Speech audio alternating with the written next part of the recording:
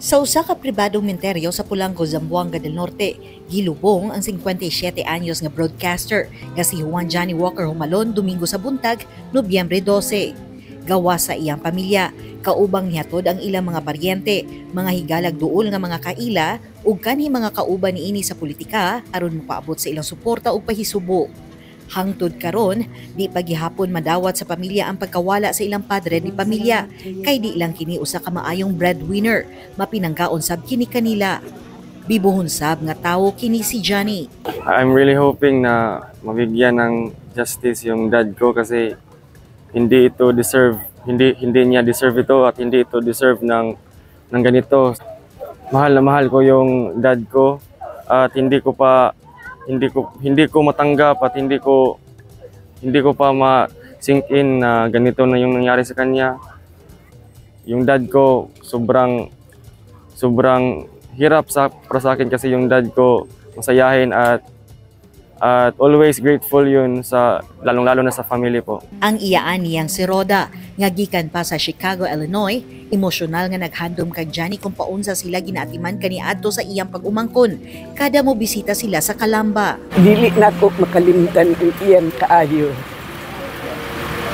Kay buutan yun siya para namo.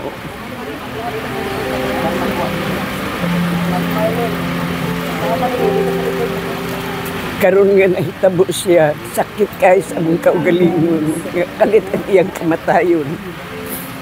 Ingnon lang nato nga way kaluoy ang nagbuhat sa ingon. Kay usa siya ka religyoso pud nga pagkabata.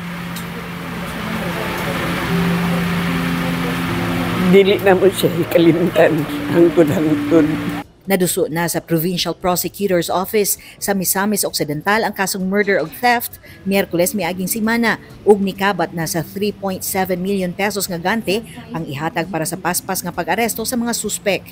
Based on the sangguni ang paglalawigan resolution passed by the provincial government of Misamis Occidental, they allocated 3.5 million. So, ang breakdown niyang 3.5 na yan is 500,000 for civilian informant, 3 million for the law enforcers na makakahuli ng perpetrators sa tatlo. Plus, so 3.5 yan, di ba? 100,000 from the Presidential Anti-Organized Crime Commission plus 100,000 from the Presidential Task Force on Media Security. So overall 3.7 million. Padayon ang panawagan karon sa otoridad nga gilayong ipahibalo kanila ang bisan unsang impormasyon nga makuha hilabi na sa gikahimutangan sa mga suspek aron hingpit ng mahatagag hustisya ang pagkamatay sa broadcaster nga si Johnny Walker kinsa way kaluoy nga gipusil patay mentras kamulo kini naka-live broadcast. Dinah Jestro, Newsline Philippines, Province of Zamboanga del Norte. Stay safe.